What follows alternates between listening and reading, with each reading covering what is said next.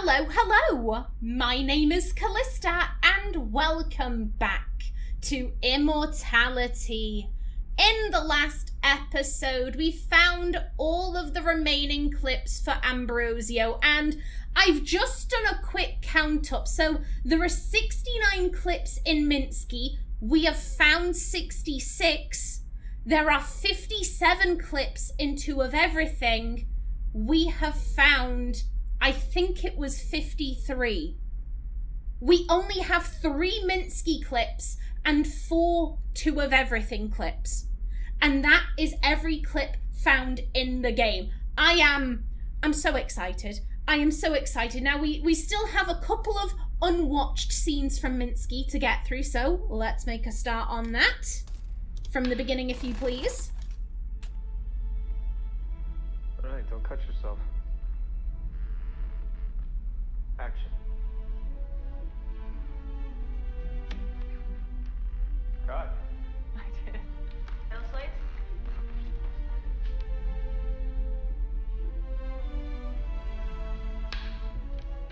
Scene 20D, take 1.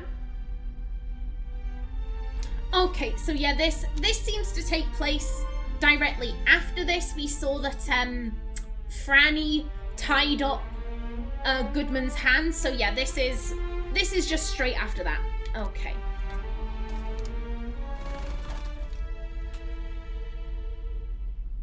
Scene 20E, take 2.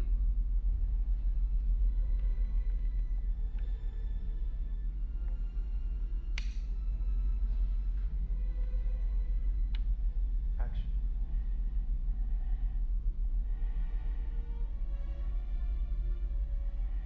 Around.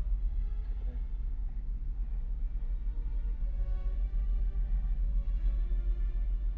Now she holds the tube.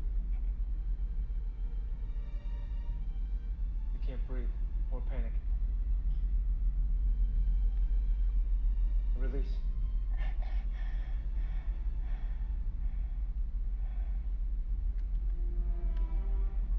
Cut. Again, I said this in the last episode. I get that breath play is a kink for some people. Yeah, no, I like breathing. I like breathing a bit too much. Scene.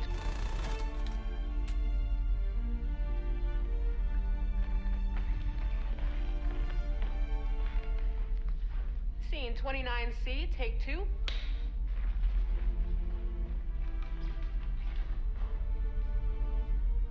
Action.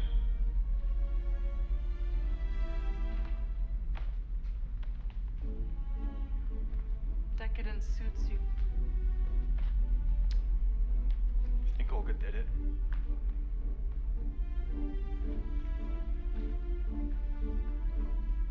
I lied about burning her letters. I told Minsky I did, but I kept them. Wanted to preserve her voice for posterity. What's in them? She loved him. She begged him to take her back. But she also remembered the bad stuff. She gave a necklace he made her as a gift to a friend. He was so angry he put a cigarette out in her face. If you look at his green portrait 32, you can see the burn mark. He painted it in. Jesus Christ. Olga was 15 when they met. In the same way he repainted and repainted to reduce his paintings to pure form, he broke his girls down until they were the forms he wanted. But when he's done with you, you have nothing left. The rest of the world is just negative space. Was he done with you? No, I was different. I was done with him. Okay, let's go again. From the top to the touch bartender. Oh. Again, we saw this scene in rehearsal. And it's so different. Now that the other is in control of Carl, it's so different. At the end there, when Franny was saying, oh, the way he broke his paintings down to pure form, he did the same with his girls. And Goodman reaches out a hand, you know, was that what happened with you? And she pushes his hand away. I think if that had still been Carl, I think she would have accepted it. I think she would have accepted the hand. But you can see here, Carl, he's just having a laugh with this. He's not taking this seriously. It's all one big joke. He does not view this as art. What was he said, they're monkeys flinging shit, or something along those lines. And he thinks that John isn't a particularly good artist. You know, this is all one big joke. You can just see how aggravated Marissa is. She snatched those letters back. Go again. From the top to the touchboard tender. Yeah, she snatched them back and he's laughing. He's laughing. This is funny as fuck. This ain't gonna last. This is some bullshit piece, you know? Ooh. And then she killed him. Okay. Scene 35E, take 3. Action.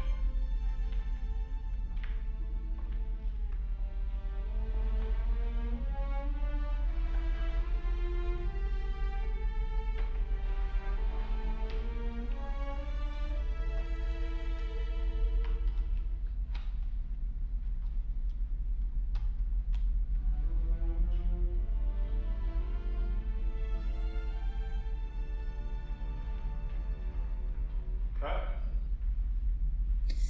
And I do believe that was the gun she shot him with. Oh, I like that. I liked how we saw him equipping himself in the reflection of the, I would assume that's glass, but that was a good shot. I like that.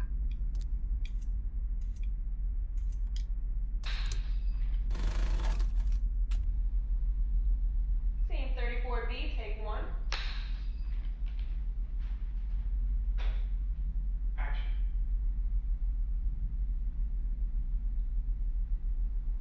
Now you know what happened. Now you know who I am. You still like it? It's a little more complicated than her. It's complicated. Isn't this what you're looking for? A confession? Now you can close the case. No, I can't close the case. I'm touched. But your first name is Detective. It's Alan. The cop part of me doesn't need to know everything Alan knows. You can do that? I think so. And Olga? I don't know. Cut. Work with me here. I need a minute. It's a difficult scene. Yeah, he's not. The other, I think at the start, the other was willing to give a little, because I think he thought that, like, oh, like, I can persuade her to leave. I can persuade her to, you know, leave the shoot. And she won't. She won't have it. She's found something here. I would assume that the one has probably had relationships with humans before, but I don't know if she's had anything that has lasted as long as it has with John. It's been a couple of years since Ambrosio. So this, she's lived for so long. She will have seen everything, experienced so much. This, it's almost like a novelty for her. It's something new. In this sea of everything, here we have something new, something unique, and she doesn't want to give that up. And by this point, towards the end of shooting, I think the other, he's given up. He's like, right, she's not doing what I say. I've been being a prick on set. I've been laughing. I've not been tender. Throwing things off. She's still not leaving me. Now I'm gonna blank wall her. I'm gonna grey rock her, grey stone her, whatever you want to call it. And when that doesn't work, right, I'm gonna kill John. I'm gonna kill John. How'd you like that? Well, I'm gonna kill you first then. Fuck you. Ooh. As for the scene itself, I wonder if most of this film is almost like a flashback. I could see them doing it, having, you know, certain scenes be out of order, and it only makes sense at the end once you've watched everything. Either way, at this point, okay, one, Goodman's real name is Alan. Okay, Alan Goodman. Goodman now knows, okay, Franny did it. Here's how. Olga, I guess Olga, because we know that Olga committed suicide in police custody, and everyone seemed to take that as like, oh, well, it was a, you know, sign of a guilty conscience. She clearly did it. I guess maybe, I do wonder why Olga committed suicide. Maybe she thought that she was going to get sent down for it. Like, she knows I didn't do it, but I don't really have an alibi. People know I had this messy breakup with Minsky. People know that he put a cigarette out in my face. It would make sense for me to be the killer. You know, I'm a foreigner in America. That's not gonna look good to a jury. So you know what? Fuck it. I'm probably gonna get sent down. So I'm just gonna take myself out to avoid that. Or maybe she really was in love with Minsky. Maybe she was obsessed with him and she thought, well, he's dead and I'm being arrested for his murder, so I'm gonna kill myself so that I can be with him. Like, there are a couple of ways they could take that, I think. But yeah, so now Goodman knows the truth and he has to decide, you know, does he follow the Goodman side of him or does he follow the Alan side of him? Alan clearly had a thing for Franny. He had a painting of her. He knew who she was. Franny said it before, I thought I was seducing you, but no. He knew who she was the entire time. As much as she was seducing him, he was seducing her. Which side does he follow? The side of himself that says, you know, I've got the girl. I wanted her this entire time and now I've got her, and, you know, I can just pin it on Olga. Yeah, Olga did it. And she killed herself because she was guilty.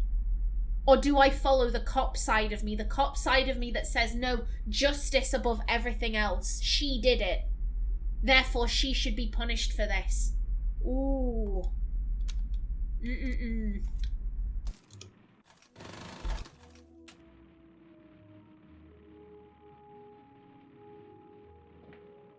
What's up? You were all over Carl when we started. Now, what happened? Give me something. Is this gonna be a problem for the movie? Listen aloud. He's not who you think he is.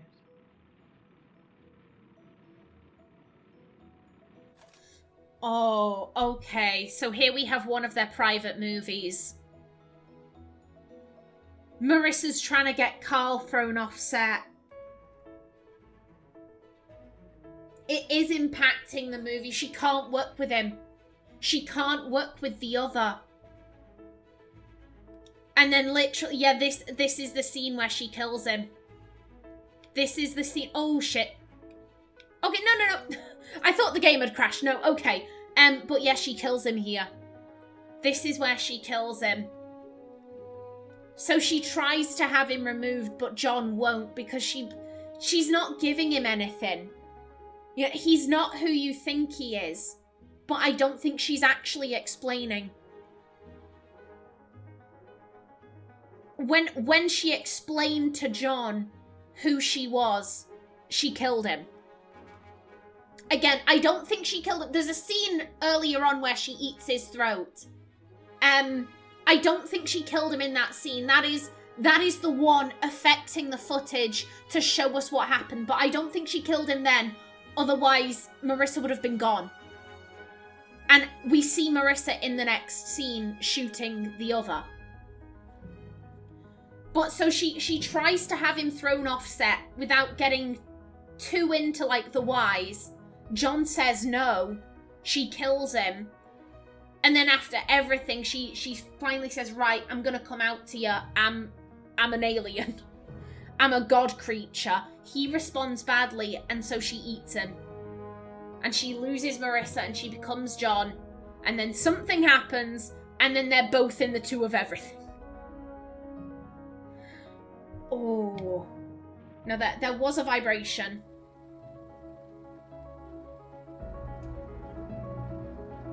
Where? From the beginning, if you please.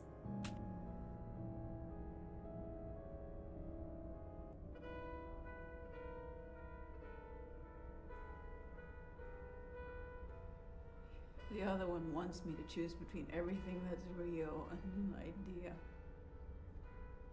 It's impossible.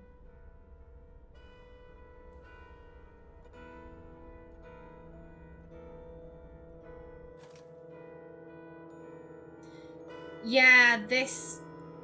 I think the idea is we should go off together. I think everything that's real to the one is being Marissa and being with John and being in movies. It's become her life. It's become her existence, and the other doesn't like that. He can't handle it. There may only be two of them left. Okay, yeah, so this goes into that scene. Okay. And there we go. Now, I haven't had the time to look through all of the clips in case there are any new scenes. So, you know what? I'm gonna go back to my trick of going for the clipboard. So again, I'm gonna put a pause here.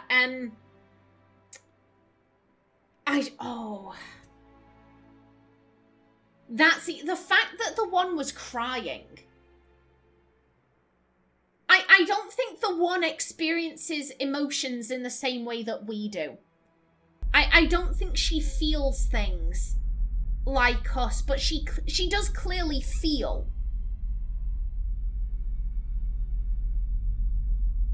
Oh, the other one has a point.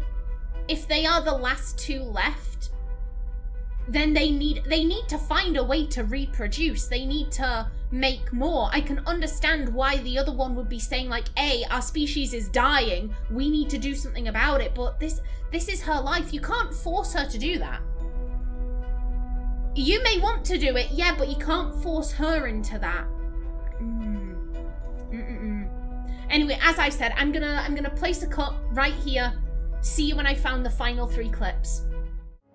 Okie doke, and I am back. That took me ages. It took me so long that I am recording this on a different day. Now, I found this scene relatively quickly. I found what we are about to watch maybe 5 minutes after I cut the episode off. The other 2 scenes, dear God, it took me ages. It took me ages to find them, and I will explain why in a minute, but for now, let's focus on this. From the beginning, if you please. Scene 20F, take 1.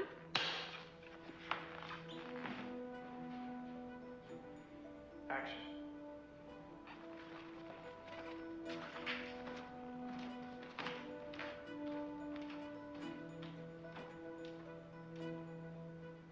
Cut. Okay, just another establishing shot. Now, the reason why it took me hours is because I was focused on the clipboards. And then I had a thought. I had a thought that some of these... You're right there. Some of the early scenes, you know, where they're scouting for locations, they don't involve clipboards.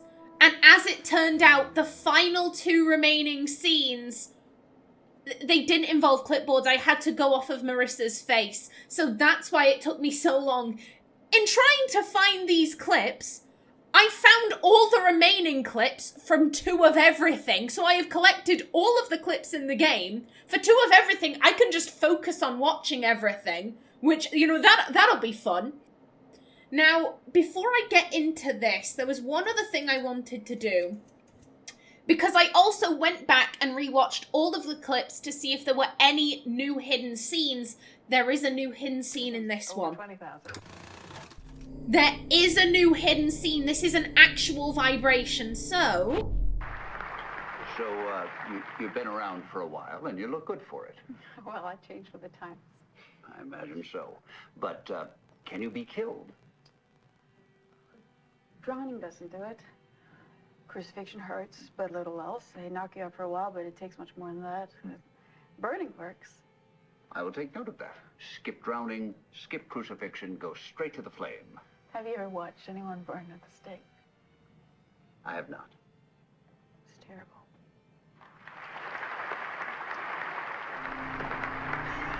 Oh.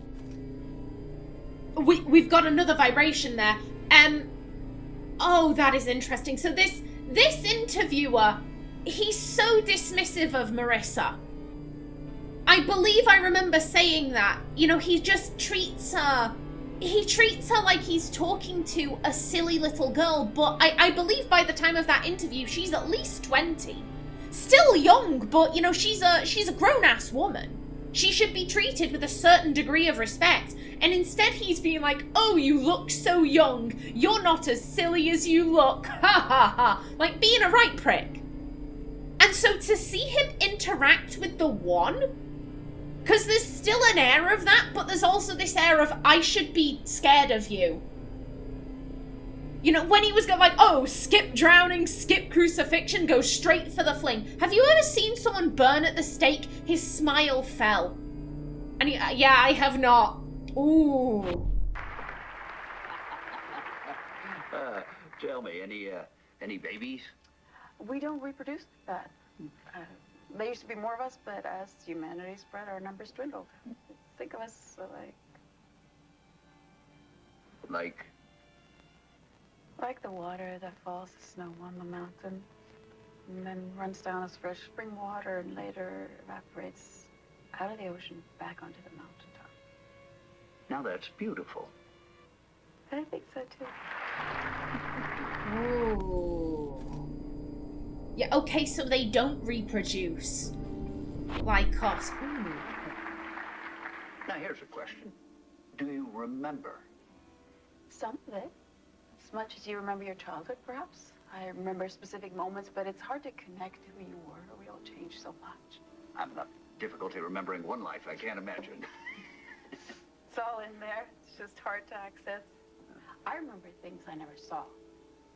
Things that belong to the people whose forms I took.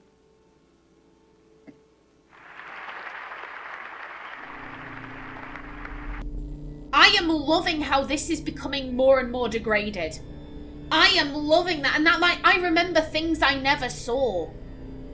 There are still aspects of these people. Of Marissa, there are aspects of her, but it's not her. She's a flesh suit. Hibernate? Well, a long while back, I would put my face in the water, drown. I learned not to panic, but now I can just lay down and stop breathing on my own. My body knows when to wake. And then? Well, there's always some confusion upon waking. Like, it's much harder now. The world you're emerging into could be so different. It's dangerous.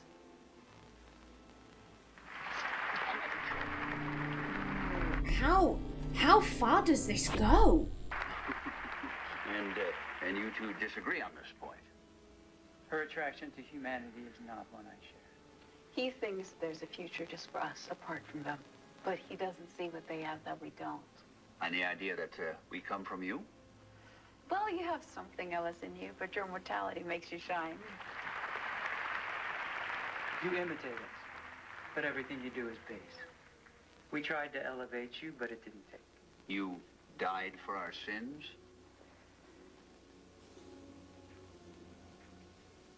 A story.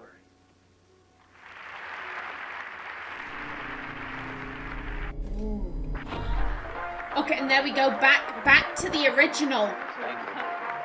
Oh, that was cool. I'm so glad I went and rewatched all of that. I'm so glad. Oh, just the way it degraded. The way it got grainier and grainier as it went. Oh, that was so good. That was wonderful. Hell yeah. Okay, and now on to the final two clips. The clips that took me hours to find. You had better be good. Scout for Frankie's apartment, exterior, scene 16. This is his jacket. Feels nice.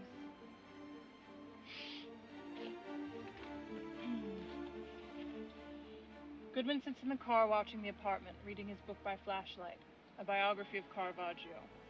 Before the age of 25, the artist Caravaggio was sentenced to death for murder and fled Naples. He reads some more, turns the book on its side to take in a 2-page photo spread. Caravaggio never painted a female nude, and his sexualization of young men has led many to diagnose him as a homosexual. Sighs, shuts the book, checks his rearview mirror, checks his side mirror, sighs, takes a sip from his coffee, then notices movement on the street. A figure with a long coat, heavy bag. The figure walks into the apartment. Goodman pours his coffee out the window, screws the lid on his thermos. He waits a beat. Sees a light turn on the second floor. Santora's apartment. Quickly gets out of the car, jogs to the apartment, and cut. I'm going to seduce Carl Greenwood. You didn't hear that. Oh. Once I want to hear the voice at the beginning again, because she really is so beautiful. This actress is stunning. And she's doing a cracking job. But I want to hear the voice at the beginning because I don't think that was John. Scout for Frankie's apartment, exterior, scene 16. That doesn't sound like John to me. I don't know who that is, but I don't think it's John. And she's just outright telling people, I'm gonna seduce this guy and he's not my long-term partner. Marissa / the one, no. Oh, God. Hot damn. Hot damn. And then I believe the last one was somewhere. Yeah, you. No, over here. Yeah, this.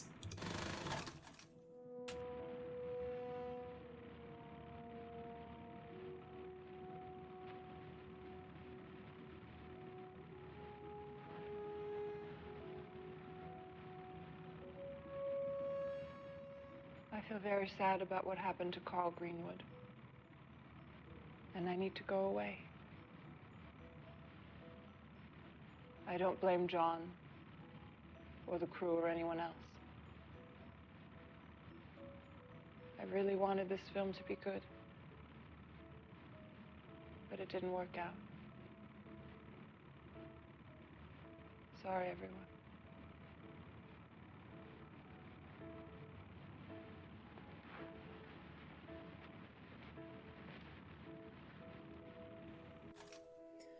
Oh. Hello. You know, we're watching that again. I like that. We're watching it again.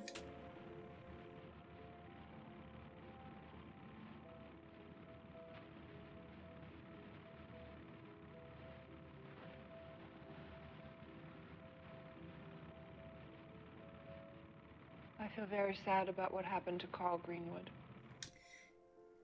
Do you?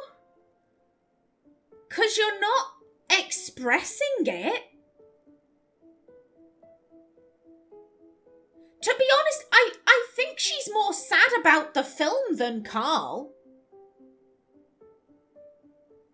This is not someone who's, you know, oh, I accidentally killed someone on set and I'm devastated about it. This is like... oh, I went to a coffee shop and they didn't have my regular blend. I'm a bit bummed out about it. Like, it's like minor sadness, not I accidentally killed someone. Oh, shit. You know, this is not... This is not... It's not delivering I am sad about a death. In a way, this is just a little side tangent. I used to be really big into the simming community. You know, the Sims. The Sims 2, The Sims 3, The Sims 4. A Sims YouTuber unexpectedly passed away. This is going back a while ago. And she was lovely. She was lovely and she unexpectedly passed, and her audience, we had known that she was going in for, you know, a routine surgery, but she passed away on the operating table, and her sister, you know, posted a video saying, "Hi, my sister is dead." Unfortunately, the sister and the actual YouTuber, they sounded damn near identical.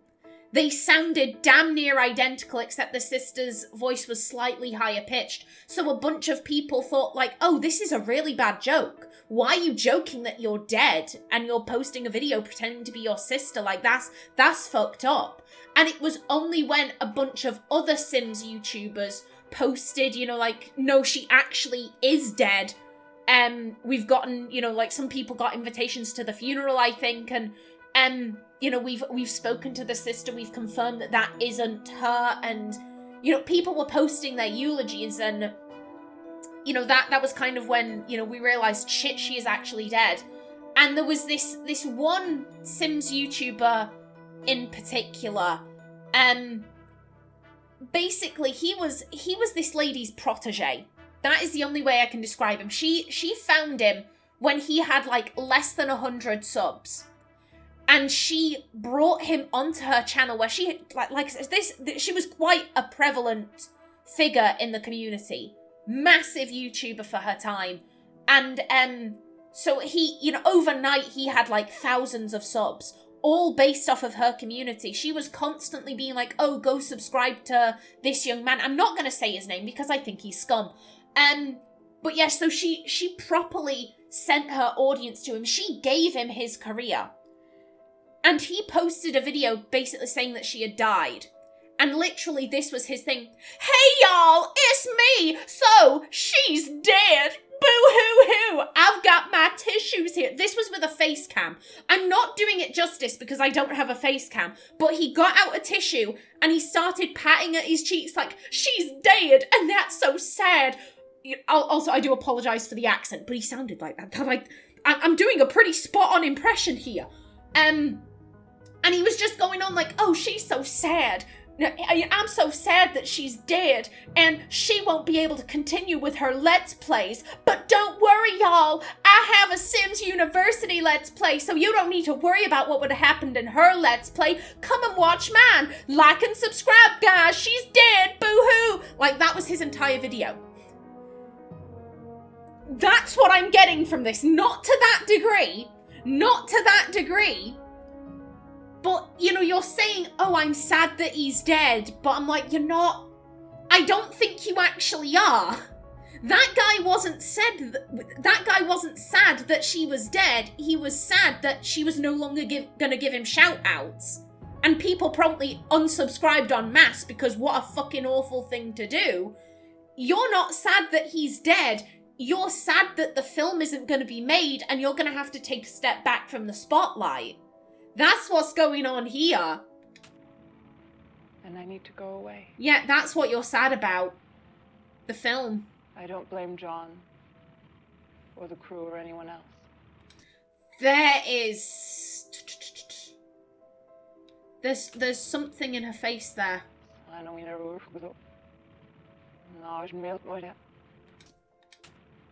blame John or the crew. When she raises her eyebrows there, that's a bit... I think that's a disgust. I think that's a disgust expression. She's scrunching her nose. She's raising her eyebrows.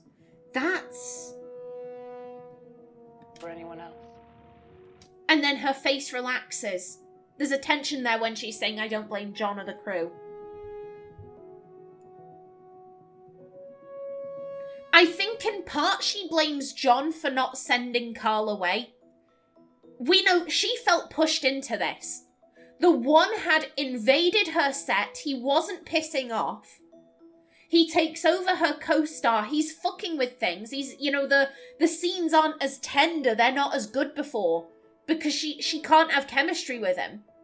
There is no more chemistry now because Carl is gone and it's the other in his place.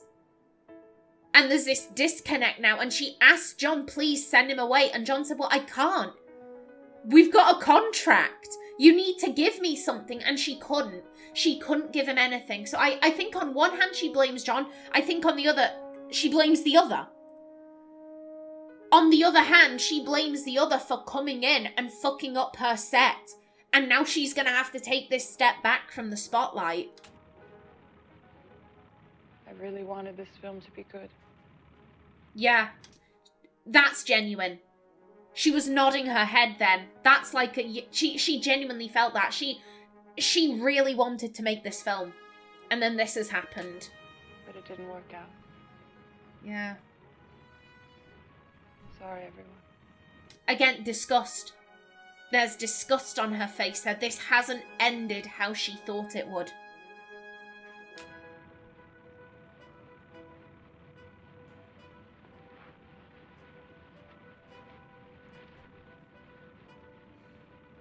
Oh. Interesting. I say that a lot with this game, but it's true. Oh. Oh.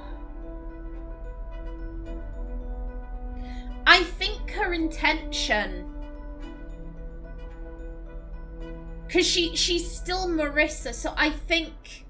I don't think she's eaten John yet. So I think she does this little farewell clip. Maybe she was going to send that off to the press. As a, like, this is to explain away my absence. You know, I'm taking some time off after Carl's death. I'm devastated. I'm totally devastated about killing him and not about the fact that the film isn't being made. I think she probably planned to put a halt on her career for, you know, maybe 3-4 years, maybe 5. And then she would have stepped back into the limelight. John's career would have progressed as a director, and then she could just step into his next film, and she comes out to him, hey, I'm a immortal god creature. You totally accept me, right? Also, I did murder Carl because he had been eaten by another immortal god creature, blah, blah, blah. This is just totally normal. This is every other Wednesday for you, right, John? John, why are you running? Why are you running? And she felt so hurt that John didn't accept her. It was such a major bruise to her ego. Again, she doesn't understand people. She doesn't understand human emotions. She can experience them, but she will never understand them. And she was so hurt by his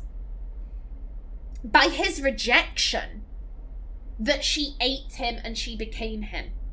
She wasn't thinking about Marissa. She was just thinking, like, you're gonna leave me, and I like the things I experience in this relationship with you. I don't want to give that up, so I'm gonna become you. She said that in a previous clip.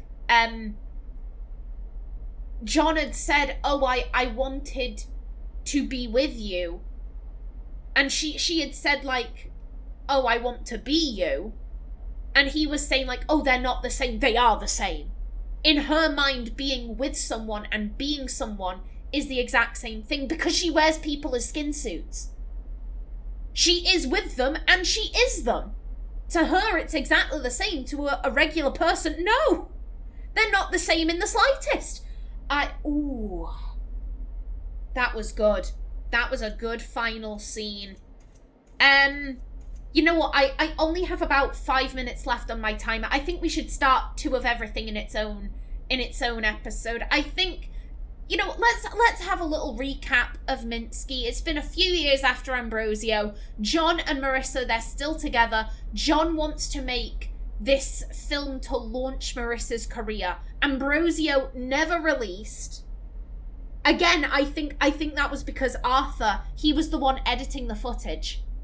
He was the one editing it so he could see from an outside perspective, this is what they were doing to you. This is how they were talking to you. And I think he was like, the disrespect, absolutely not. Fuck this. I'm a tank my own film. I'm not releasing it. Fuck this shit. So I think that's why Ambrosio never released. So John, he comes up with this idea of, I'm going to write and direct this film and it's going to launch Marissa's career. Marissa, she wants to co-write. And I think they both put aspects of themselves in it. So many of Franny's lines were things that were... I'm pretty sure that a lot of them were things that the one had said. And so much of Goodman, you know, this man destroyed by a woman, but he loves her. He can't live without her. That seemed very indicative of John and Marissa's relationship. She has affairs, and it hurts, it kills him, but he loves her so much. She's so much greater than him. She is greater than he will ever be, and yes, she has affairs, but even so, as long as she's in his life, it may hurt, but it's worth it. The pain is worth it. He wants to be with her, even though it kills him day after day. They start making the film. Douglas Simons, the guy playing Minsky, he decides, yeah, no, I'm all good with women being naked on film, but men, oh no, that makes you a pervert with a camera. Fuck you, Mr. Director. So John takes over the role as Minsky. Marissa starts up an affair with Carl. I don't think John is best pleased about that.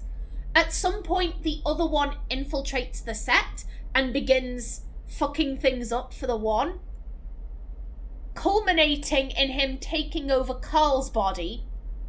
The set, much like on Ambrosio, it all just descends into chaos.